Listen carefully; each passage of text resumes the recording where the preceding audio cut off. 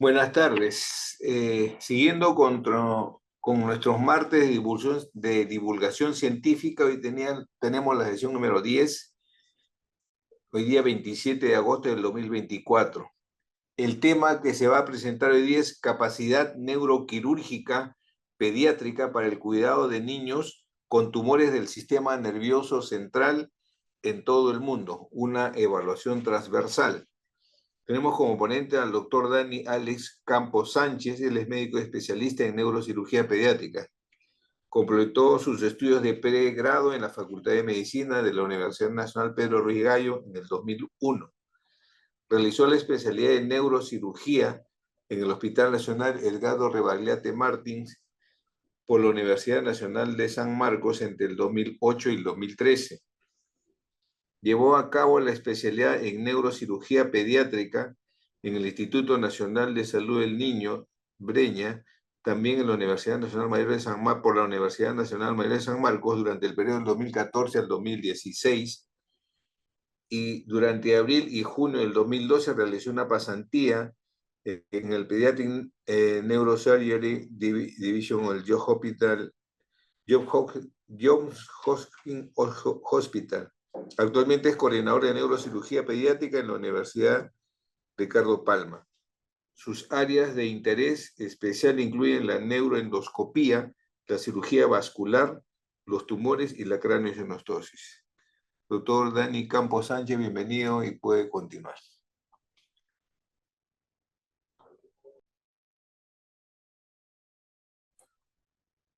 Ya, ¿ahora me escuchan? Sí se escucha, doctor. Sí, ya, perfecto. No funcionaron eso. Bien, en primer lugar quiero agradecer por la invitación, ¿no? Para poder presentar el presente trabajo. Eh, a ver, vamos a ver si se parece que no presenta, si pueden ayudarme. Ya, ahora sí. Espero que me vean. Bien, el presente trabajo eh, tuve la oportunidad de ser invitado por el equipo de St. Jude, que es un equipo de trabajo, que es una alianza global, es el GAPNO, que se le denomina en siglas, el Global Alliance for Pediatric Oncology, en la cual participamos y que ha permitido formar alianzas estratégicas en el marco de la iniciativa global de la Organización Mundial de la Salud para mejorar la sobrevida de los niños que tienen cáncer en general. Entonces, eh, está encaminado pues no solo a actividades de apoyo académico, sino también o de soporte eh, de otro tipo, sino también al establecimiento de protocolos, al desarrollo de trabajos de investigación que permitan en ese mismo sentido lograr pues a largo plazo el tan ansiado y ambicioso objetivo de la Organización Mundial de Salud, que es reducir la mortalidad de los niños, ¿no? Para el año 2030. Entonces, en ese sentido, nosotros sabemos de que son varios los factores que influencian en la buena evolución de un niño con cáncer cerebral. Dentro de ellos, él es bueno, fuera de los factores que tienen que ver con el tumor en sí, como el grado tumoral o la localización de este, uno de los factores también muy importantes es el grado de resección tumoral.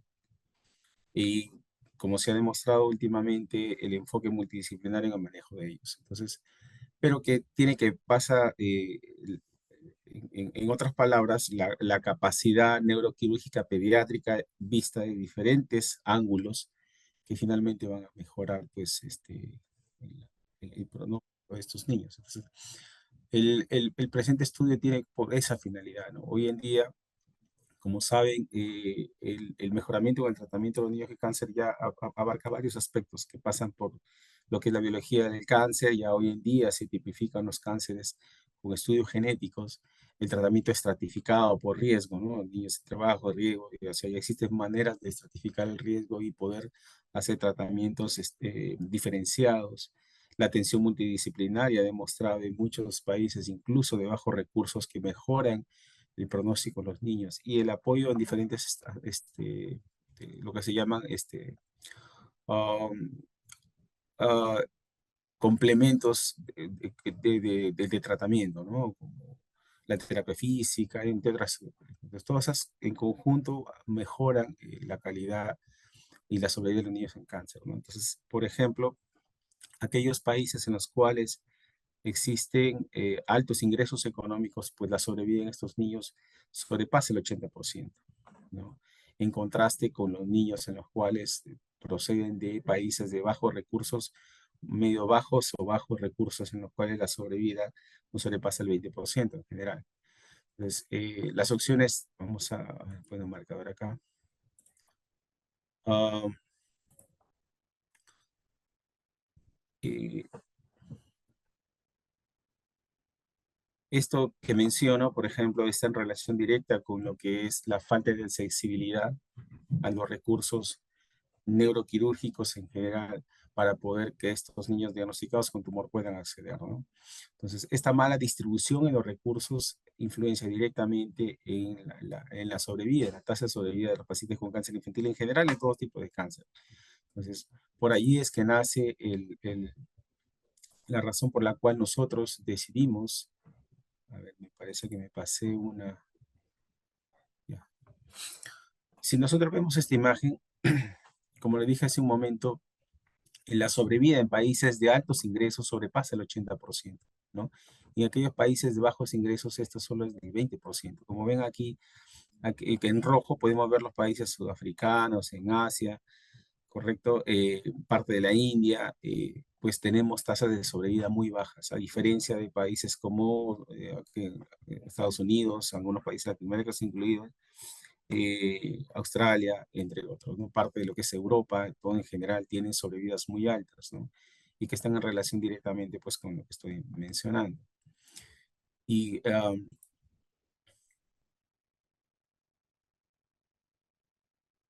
avanza esto.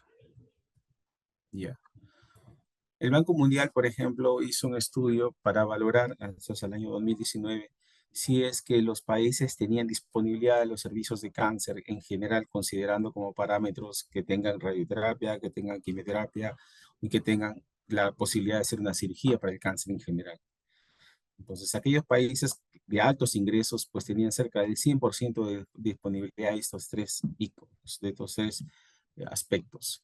Y mientras iba disminuyendo progresivamente los ingresos como país, se iba reduciendo porcentualmente hablando la capacidad o la distribución o la disponibilidad de estos tres aspectos en el manejo oncológico pediátrico, siendo los países de bajos ingresos, por ejemplo, no más allá del 25 o 20% en general de disponibilidad. Entonces, como dije hace un momento, esto influye directamente en lo que es la sobrevida. Entonces, viendo esta realidad, la Organización Mundial de la Salud estableció en el año 2019 esta iniciativa global contra el cáncer infantil, ¿correcto? Con la finalidad de, para el 2030, tratar de reducirlas o lograr una supervivencia del 60% al menos, ¿no? Un objetivo bastante ambicioso, esto está plasmado en este documento, ¿no? De más de 100 páginas donde establece las primeras normativas y el enfoque de lo que ellos llaman Cure All Framework, ¿no? Que es el enfoque, bueno, este es el Cure All, es una sigla, cada uno significa una estrategia, ¿no? Y que se han enfocado en 6 tumores que son referencias, ¿no? Dentro de ellos lo que importa neurocirugía son los gliomas de bajo grado, ¿no? Y lo que en ese sentido se han establecido, Perú es uno de los países que sí está tomado como referencia y donde se están aplicando las normas para ver, para lograr para lograr esta aumento de la sobrevida del paciente para el año 2030, ¿no? Entonces Perú es, como le digo, es uno de los países que se está monitorizando y se están aplicando todas estas medidas. Entonces, en este marco, y, solo un dato más adicional, miren, si ven aquí, después de la leucemia y linfoma, los tumores del sistema nervioso central son los segundos en frecuencia en cualquier edad pediátrica, en todos, incluido hasta los menores de 19 años. Entonces es un tumor altamente frecuente, asociado a una elevada morbilidad, y eso es lo que pues, ha sido tomado en cuenta para ello. Bien, entonces el objetivo de este trabajo, como ya lo, bueno, ya lo he mencionado en general, fue evaluar esa capacidad neuroquirúrgica pediátrica, estableciendo, desarrollando una encuesta transversal que consistían en 36 ítems que buscaban evaluar esa práctica pediátrica neuroquirúrgica. Ok, abarcaban aspectos como el volumen de pacientes institucionales, la infraestructura, el alcance de la práctica que realizaba cada profesional, la distribución de los casos y la atención multidisciplinaria, ¿no? Entonces fue una encuesta que a través de la coordinación con la Sociedad Internacional de Neurocirugía Pediátrica fue enviada a 400, a los 456 miembros para diciembre del 2021. ¿Ok? Y los miembros que pertenecen a la sociedad internacional que participaron estaban dentro de la clasificación del estrato del Banco Mundial, ¿no? O sea, aquellos países considerados de bajos ingresos, medios bajos, medios altos y altos ingresos, ¿no? El análisis estadístico fue con estadística descriptiva y con el test de Kruskal-Wallis. Y también se utilizó el software PRINT, versión 9, ¿no? Para el test, pues se hizo una distribución dicotómica de las variables en presencia o ausencia de alguno de estos tres ítems, de los ítems evaluados en estas 36 preguntas, y al fin de poder determinar la mayor proporción o menor proporción de la disponibilidad de recursos y esos compararlos. Entonces, solo participaron 232 miembros, pero se tuvieron que excluir varios porque solo 196 tuvieron respuestas completas, ¿no? Y estuvieron representados 61 países en toda la encuesta. Aquí vemos que hubieron, bueno, estas son respuestas se refieren a los participantes, ¿no? Fueron predominantemente de Estados Unidos, Brasil, la India, ¿no? Y países un poco menos, con menos respuestas, quizás fueron los países sudafricanos, intermedias, pues lo que es Asia, Australia. Lo que encontramos fue lo siguiente, ¿no? Primero, de los países participantes, alrededor de la mitad pertenecían a países con altos ingresos y la otra mitad entre medios altos, medios bajos y bajos, ¿no? El 84% eran neurocirujanos dedicados eran faculty, ¿ok? Y residentes eran 12% y médicos que habían terminado en un 3%. Los hospitales eran casi la mitad eran dedicados exclusivamente a la parte pediátrica y otra mitad, o un poquito más del 50%, 54%, que eran hospitales generales que atendían niños. ¿Ok?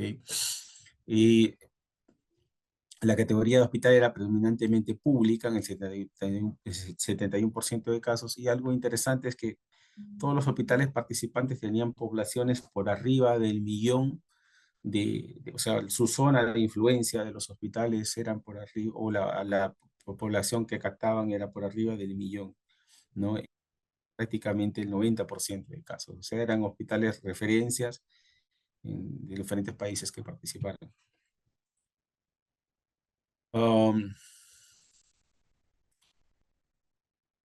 ah, bueno, si bien hubo una pequeña diferencia significativa en cuanto al número de camas, cuando estos eran menores de 10 en general, la gran mayoría, y estoy hablando de cerca del 80%, necesitaban, se tenían no más allá de 20 camas disponibles, camas pediátricas para atención de pacientes con tumores cerebrales, ¿no? Entonces no parecía ser un factor importante finalmente que repercutía en la calidad de atención. Los trabajadores o los faculty dedicaban un promedio de unas por arriba de 50, entre 50 y 60 horas semanales de trabajo al área pediátrica, ¿no? Y el tiempo en el sector público, no había diferencia entre que sea un hospital de un país con altos ingresos o un hospital de un país con bajos ingresos, ¿no? Eh,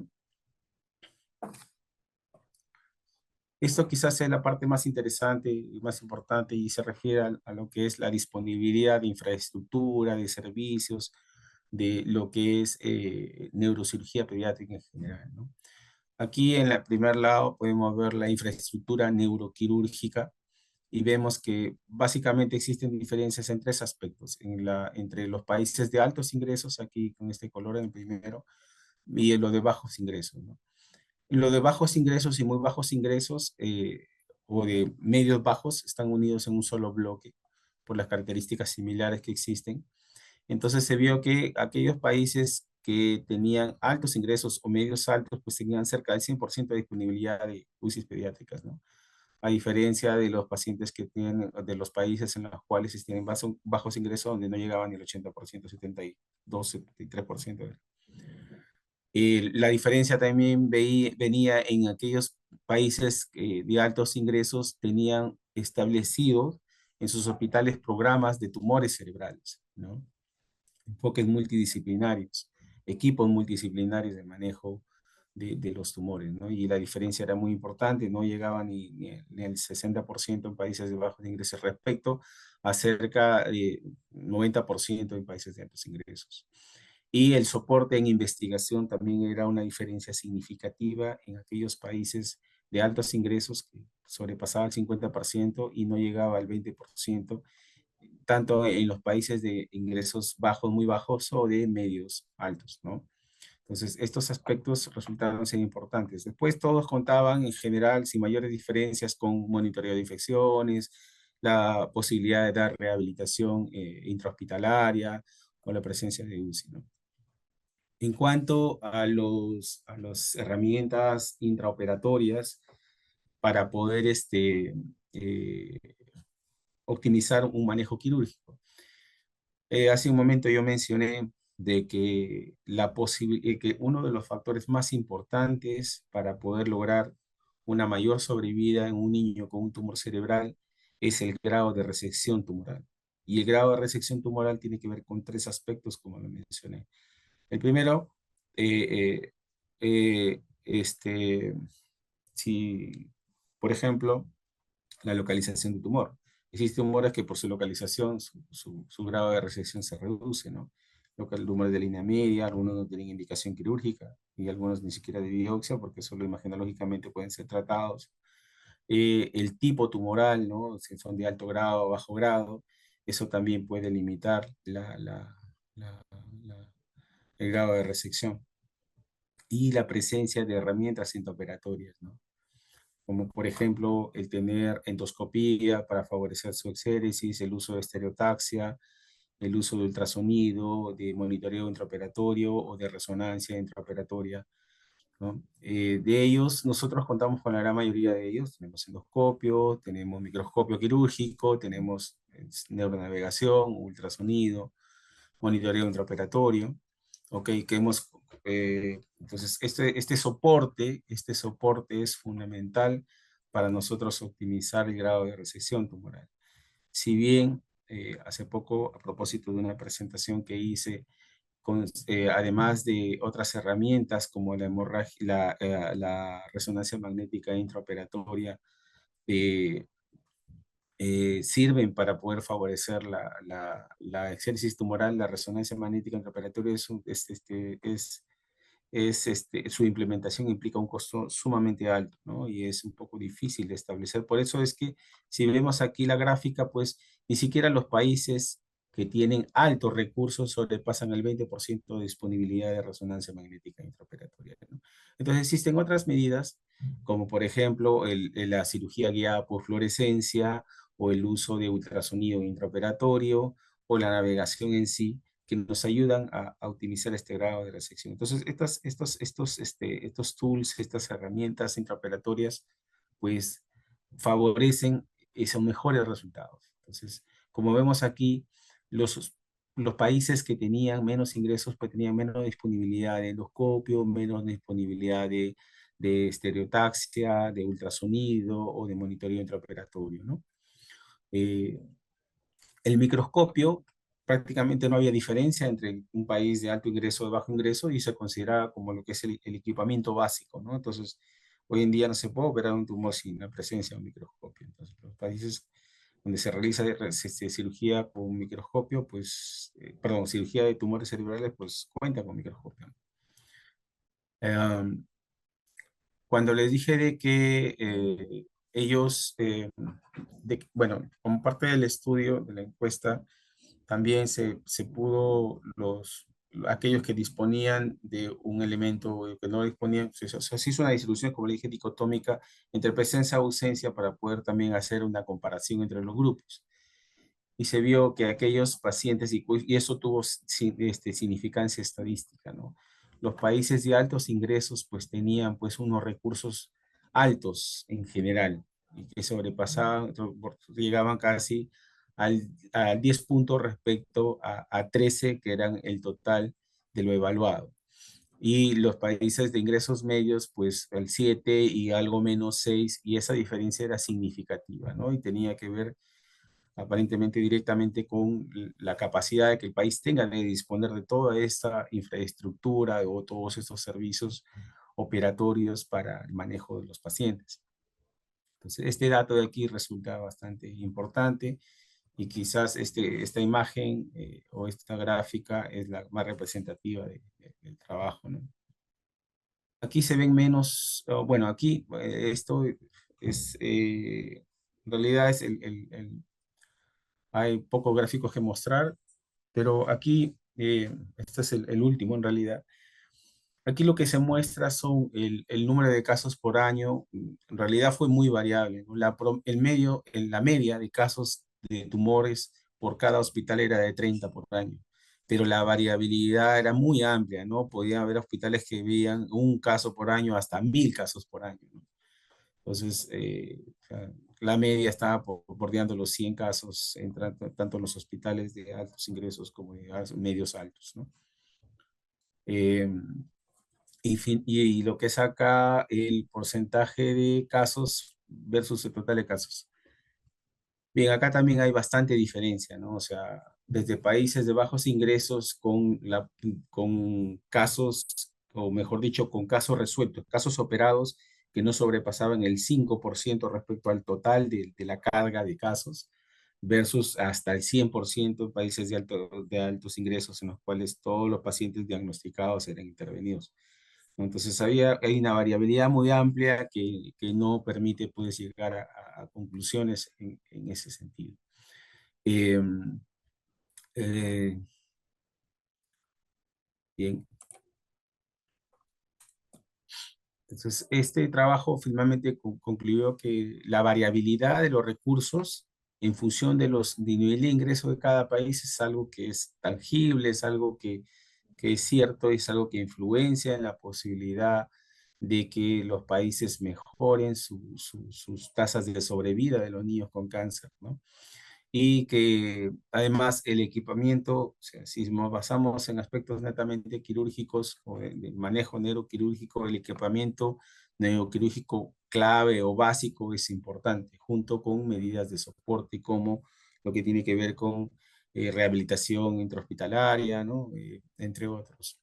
Programas de desarrollo multidisciplinario en el enfoque de tumores. Esto, por ejemplo, aquí quisiera detenerme en algo, ¿no? Y mencionar lo siguiente, ¿no? O sea, el enfoque multidisciplinario en el manejo de los tumores va más allá del hecho de que en una institución hospitalaria cuente con todas las especialidades que se requieren para el manejo de un paciente con tumor, sino que el enfoque multidisciplinario implica que todas las especialidades participen en la decisión del manejo de un paciente con un tumor para seleccionar al mejor candidato para una cirugía o para rechazar la misma, ¿no? Como les menciono, hoy en día ha cambiado mucho el enfoque en el manejo de los casos de tumores, porque no solo por el establecimiento de pautas genéticas para la estratificación de estos pacientes, ¿no? Hoy en día, pues, podemos medir las tomas de 4 tipos, ependimomas, o sea, tentoriales, infratentoriales, espinales, y cada uno con sus subtipos. O sea, el estudio genético hoy en día ha cambiado mucho, ¿no? El enfoque que se le da a estos casos, ¿no? Eh, por ponerles un ejemplo, los medulloblastomas tipo WIP pueden, con mejor pronóstico, pueden tener dosis de radiación más reducidas, que obviamente sabemos que va a repercutir a largo plazo en mejora para el niño, porque menos radiación también implica menos potenciales complicaciones o riesgos asociadas a la misma. Am, y hoy en día también en el caso de los gliomas, y a propósito que estamos mencionando que es un marcador de referencia, los gliomas de bajo grado en niños, en lo que es esta iniciativa global de la OMS, los gliomas hoy en día no solo han cambiado su nombre en las clasificaciones de la 2021, que es la última clasificación de la OMS, ¿no? Y que se les ha agregado la tipificación genética para poder hacer la diferenciación, sino que antes se sabía que por ejemplo, los gliomas podrían ser de bajo tipo, pero se veía que, perdón, de bajo grado, pero se veía que unos tenían un comportamiento agresivo, como si fuera de alto grado, y otros no lo eran. Entonces, es esos estudios genéticos que ahora permiten esa diferenciación, ¿no? eh, o tumores de la vía óptica o tumores de línea media, ¿no? Hoy en día o sea, su enfoque ha cambiado notablemente, ¿no? Entonces, esa participación de las otras especialidades ha permitido el cambiar ese enfoque, priorizando la calidad de vida del paciente, ¿no? Entonces, eso es algo que es quizás no solo reciente, sino predominante en el manejo de los tumores. Bueno, y los esfuerzos de investigación, que son los aspectos, aquí como lo menciono, que son los tres aspectos que en el cuadro mencioné en la figura 2, de que son importantes y que marcan la diferencia entre los países que tienen recursos y los que no lo tienen, ¿no? Ese enfoque multidisciplinario, el soporte de investigación, equipo quirúrgico básico y el equipo de soporte, ¿no? Como el uso de la navegación, ultrasonido, entre otras cosas, ¿no? Entonces, eh, esto, finalmente mencionar de que la idea del trabajo era sentar las bases para poder tener una idea de cómo están los países respecto a equipamiento neuroquirúrgico, ¿no?